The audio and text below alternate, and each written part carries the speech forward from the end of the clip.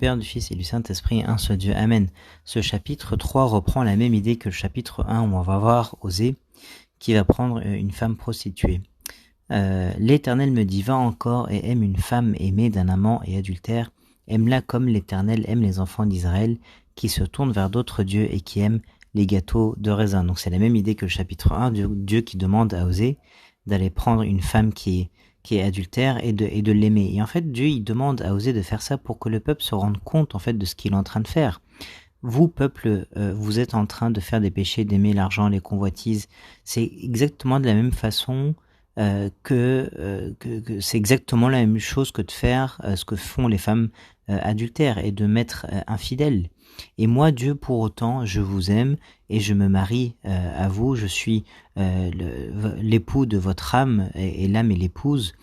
C'est l'image qu'on utilise d'habitude pour comprendre la relation entre Dieu et l'homme. C'est tout simplement l'image de l'âme humaine qui est l'épouse de son Christ, qui est l'époux.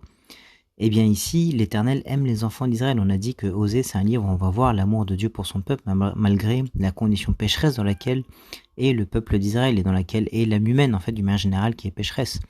Donc que font le peuple d'Israël ou les enfants d'Israël? Ils se tournent vers d'autres dieux. Ils sont infidèles à Dieu et ils aiment les gâteaux de raisin. Les gâteaux de raisin ici, ça fait référence à de la drogue ou à de l'alcool ou à des choses qui nous mettent dans de mauvaises conditions. Et ça faisait partie du culte des idoles de se faire des gâteaux de raisin qui n'étaient pas faits avec de bonnes substances, quoi.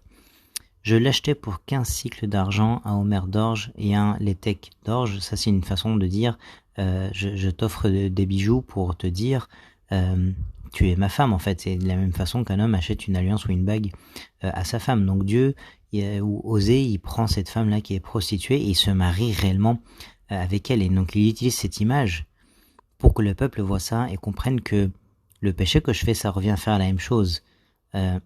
C'est-à-dire à être infidèle à Dieu, à lui être une femme adultère. Et je lui dis, reste longtemps pour moi, ne te livre pas à la prostitution, ne sois à aucun homme, et je serai de même envers toi.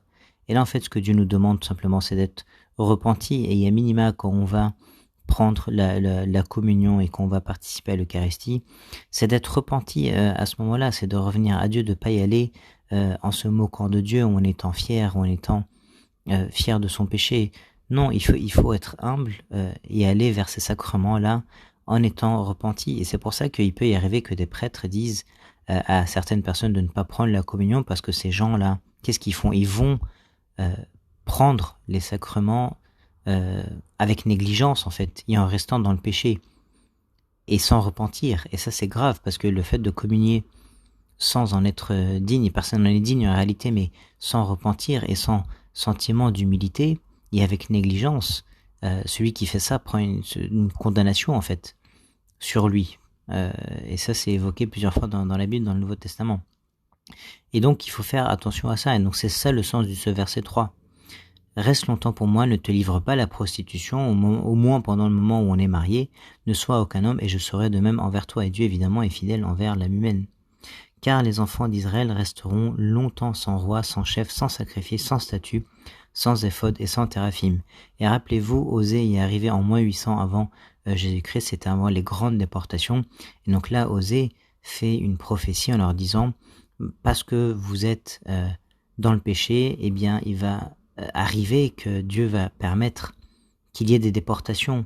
Il ne faut pas qu'on en vienne à là, en fait, au passage. Il faut se repentir sans attendre les temps de correction, mais c'est une correction d'amour de la part de Dieu, évidemment.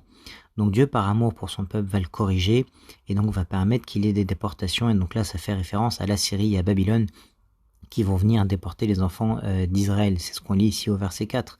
Et donc, ils vont se faire déporter, ils resteront sans roi, qui vont se faire déporter, sans chef, sans sacrifice, sans statut, sans éphod et sans téraphim, c'est-à-dire qu'il n'y aura plus de sacrifice au temple de Jérusalem, et tout va s'arrêter.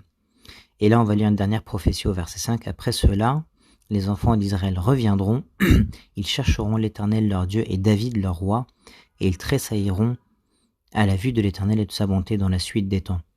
Évidemment, ça fait référence à la fin des temps. Les enfants d'Israël, il restera un reste du peuple d'Israël qui, juste avant la venue du Christ, va croire au Christ Messie, va croire en lui, parce que Dieu a fait une promesse à Abraham, Isaac et Jacob, et à ce peuple-là, à ses enfants, et donc il y a un reste qui va revenir. Après cela, ça fait référence à cette période. Les enfants d'Israël reviendront, parce que actuellement le peuple juif refuse de croire au Christ et qu'il est le Messie. Ils chercheront l'Éternel leur Dieu, et David, il est mort à l'époque d'Osée, donc on fait bien référence au Christ.